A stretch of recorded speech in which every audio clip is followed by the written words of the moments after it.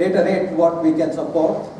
And in the core network side, when I say core network side, the wireless networks so far, wireless network is actually only the wireless network from your mobile phone to the base station. From there onwards, most of it is on the wireline network. That is the core network part of it. In the core network side, typically up to third generation communication system, we were using, if it is a voice-based communication, then it was working like a circuit switch cell. And then if it is data, it goes into the gateways. And then you bifurcate that one and see that data goes in the packet switch network and voice goes in the circuit switch network. So this differentiation which was happening up to third generation communication system has been modified. In the next generation communication system, it's all IP network.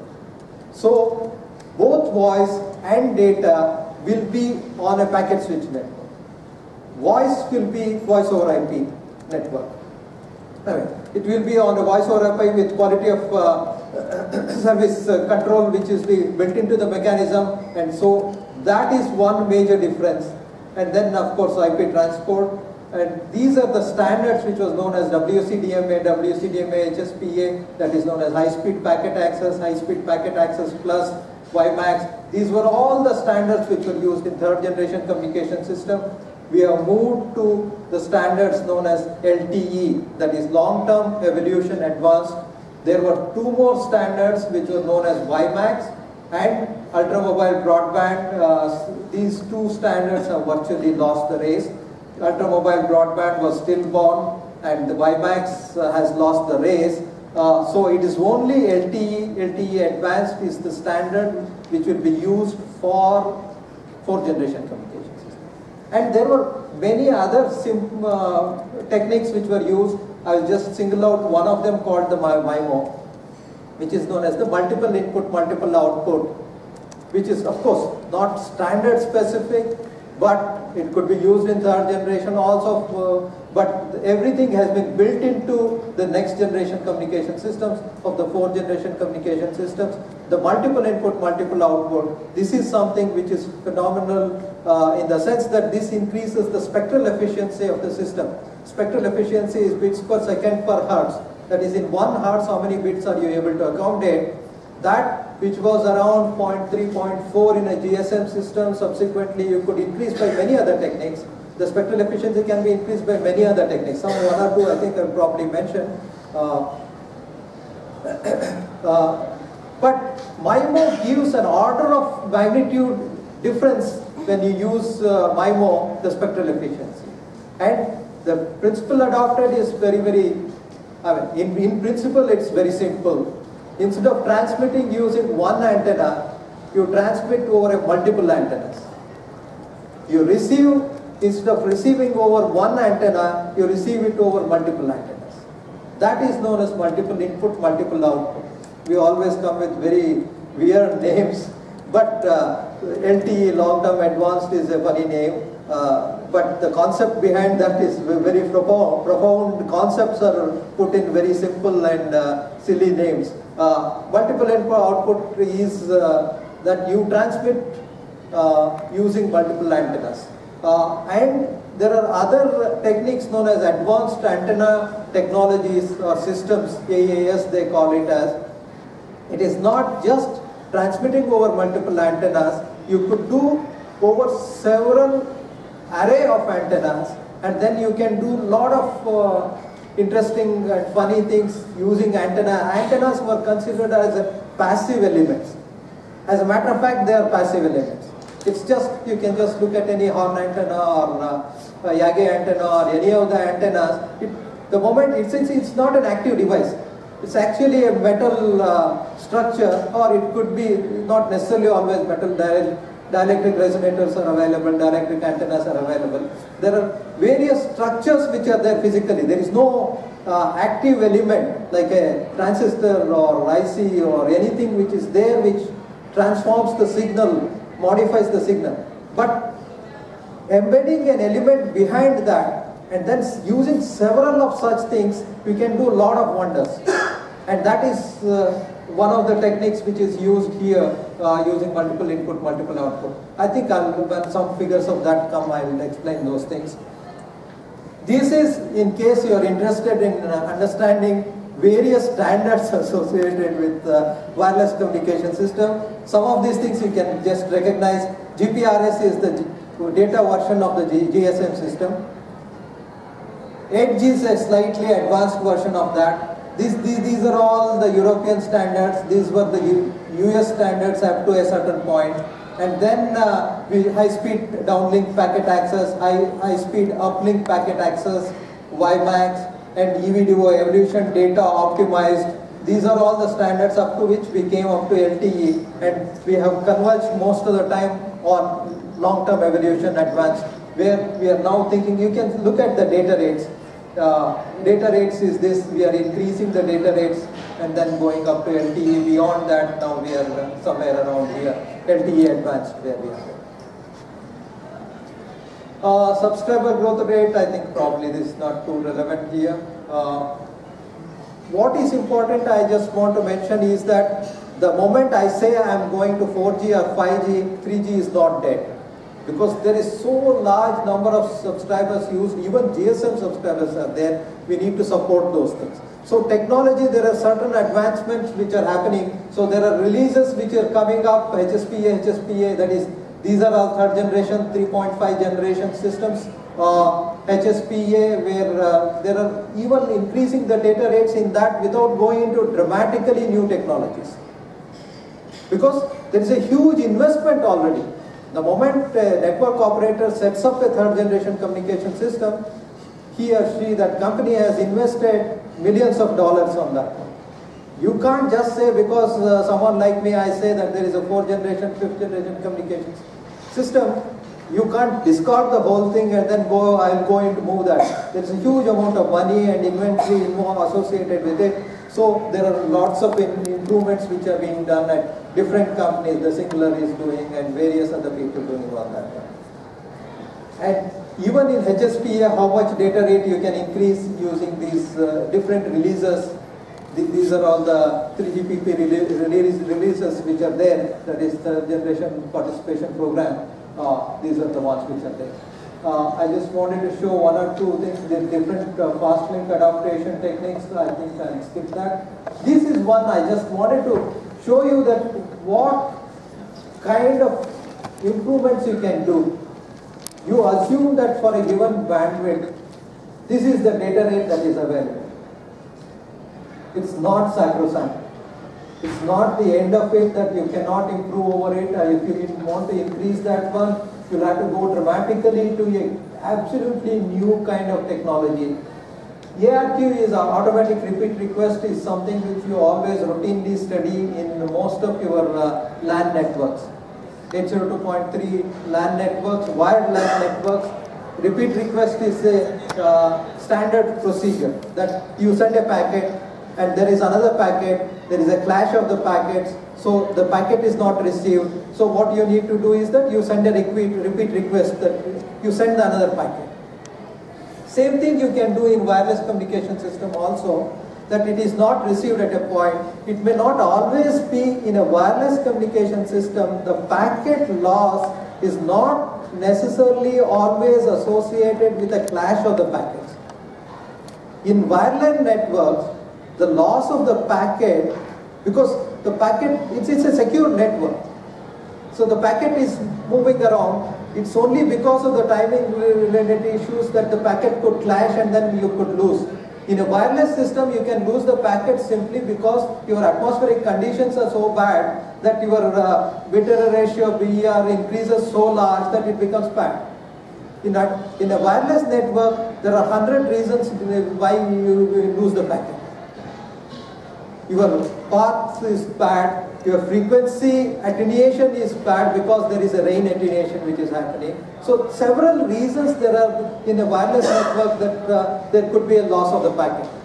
If I use a standard technique which is used in a wireline network like packet lost, I just say repeat it. That is the ARQ technique if I use, automatic repeat request packet, I ask that one. If the condition could be for several reasons, just taking an example, a representative example is if it is raining, I am sending at a particular frequency and the rain attenuation, because of that at that instant or over a period of time, the packet is getting lost. Next packet I ask for a repeat this one, that will also be lost. Third time I send, that will also be lost probably in like 5 minutes or 10-minute period. Several packets are lost, my spectral efficiency goes for a toss. I will not be able to do that one. So I need to devise a different method by which I will have to adopt it. So that is known as the hybrid ARQ technique. In this, what they say is simply the first packet which I send, if it is bad, I ask for a repeat of the second packet, and the second packet comes, the first packet which I receive, I am not going to discard it completely. I keep that packet, distorted packet, keep it, get the second packet. Combination of my first packet and second packet is, am I in a position to reconstruct the whole packet? If I am able to reconstruct my packet, then I don't need to ask for third time for a repeat request. That's the principle associated with this, that because the distortion, it's not that it is completely lost. The information that is received is partially good, partially bad, but it's not as good as I need. The quality of that packet I can measure in terms of bit error ratio, that it's 10 to the power of minus 6, I need 10 to the power of minus 3. Then I just keep the first packet and then ask for a repeat of the second packet, and the combination of first, second and third probably, or second, first and second, I am able to reconstruct. I don't ask for the third or fourth packet. That's one part of it. The second part of the hybrid ARQ repeat request in combination with using OFDMA is that I ask for a packet to be sent, I sent it at a frequency called F1, and it was getting attenuated because of atmospheric conditions. I send the next packet not on F1, I will send it on another frequency F2 or F1 dash or some other frequency, which is most likely not getting affected with the atmospheric conditions, because atmospheric condition affecting the transmission are frequency selective. So I send it in another frequency and then I receive it at another frequency. Chances, the probability of me receiving a better packet in another frequency is higher compared to the previous this one. So combination of several such schemes I adopt, and then I get my repeat request here, combine all these things and then reduce the number of retransmissions. That increases my spectral efficiency. So this is one such technique which is adopted. There are several such techniques which are adopted in various versions of the communication systems. The fast channel adaptation and other things, I'll just skip that one. This is in LTE, what are the different releases. This is how we are going to go ahead and do that different releases which we are doing. This is the main important thing is 3GPP release 12 is the one which is important, and then subsequently release 13, 14, 15 where we are moving towards the next generation, 5th generation systems. 12 and 13 are the 4th generation communication systems. As I already mentioned, the 4th generation communication system has typically is the air interface, the distributed architecture, and then all IP network. This is the core network part of it, radio network architecture part of it, the air interface part of it. The distinct 3 divisions in any mobile communication system is that you have the one phone I have on you, it goes up to the base station, that is the air interface part of it. Several base stations, how the architecture of that base stations which have been connected. Typically, I think I have 1 or 2 slides somewhere else there when it comes, I'll just mention, but I'll just mention right now, the architecture up to 3rd generation communication system was purely hierarchical. I have billions, thousands of mobile phones. All mobile phones in this area go to one base station. Several base stations connect to BTS to BSC, BSC to MSC. This is the hierarchy. And that is a typical hierarchical system in which most of these structured networks work. Ad hoc networks work in a totally different way, but structured networks, it works in a hierarchy. That was slightly modified when the fourth generation communication system came.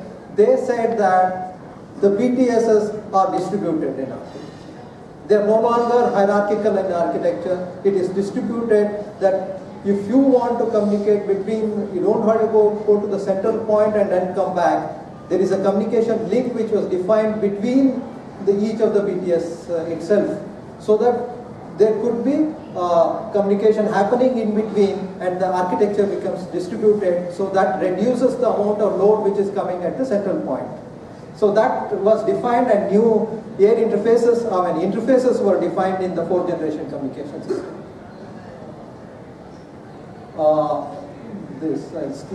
This is little difficult to read from a distance, but this primarily compares from the early communication systems, third generation communication systems, to GPRS, to UMTS, and various standards. Important parameters like what is the air interface, and then what is the data rate, what is the spectral efficiency, what is the latency figures. We are increasing the data rates, we are reducing the latency, and of course it also compares what is the various other cost factors associated with it. Some of the things which I mentioned about multiple input, multiple output is something, I think some few slides are there. Let me just check, let me go back off.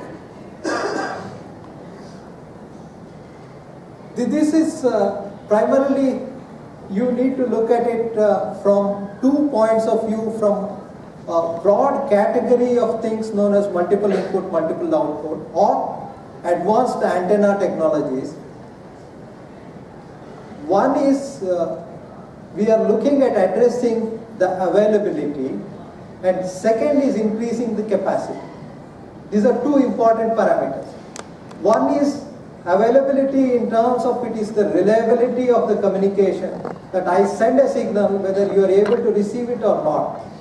Sometimes your call drops, various other things happen. So increasing the quality of your communication, and that is one important factor. How do you increase the availability of the system? And the second factor is increasing the capacity of the system. How many number of people you can accommodate, how much data rate can you accommodate. This is the capacity of the system. The multiple input, multiple output is being used for both of these things. Increasing the availability, that is increasing the reliability of the system, and increasing the capacity of the system. This first one uses diversity for improving the performance of it. That is, if I have an antenna transmitting and then one antenna receiving, in case I not able to communicate to one antenna, can I put one more antenna additional? It's a redundant system kind of thing. You are putting one more so that the reception happens either to this antenna or this antenna. So this is known as the space diversity, time diversity, frequency diversity, various diversity techniques which is used. It's not something absolutely new. It is being used for the last 30-40 years. The technology is available on space diversity and time diversity and frequency diversity techniques, which, as I mentioned, if one frequency doesn't work, another frequency works. Once path is somewhere obstructed, another path you are able to communicate. So this is the space diversity techniques which are used. And then space division, multiple access, and various beamforming techniques and other things. But I just want to mention multiple input, multiple output as in a very crude, elementary form, if I want to explain, is that if you have two antennas, if you have one antenna and you are transmitting a signal from here to another particular point, the signal doesn't always travel in one direction here. It goes in this direction, it goes in this direction, it goes in this direction, all directions it goes, depending upon the radiation pattern of your antenna.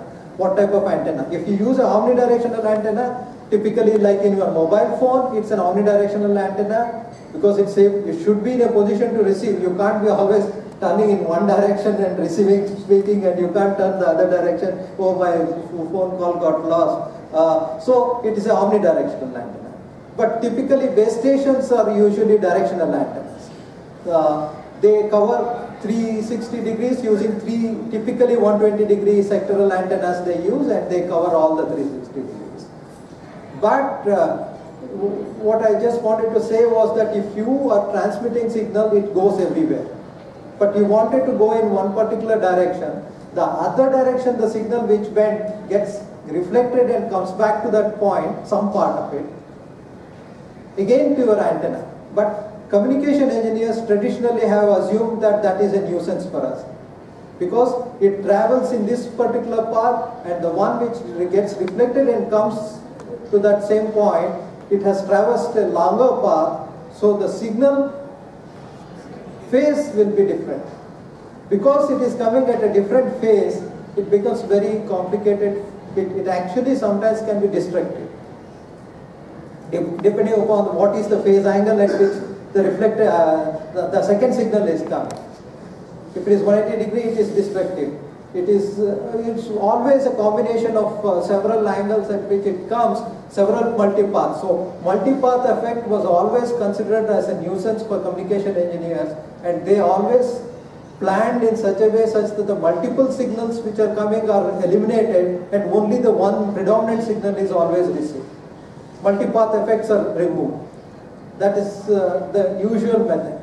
But if you look purely, if you don't put this engineering hat of phase part of it, if you just think as a layman, then actually it should be an advantage. The signal which was going somewhere else, someone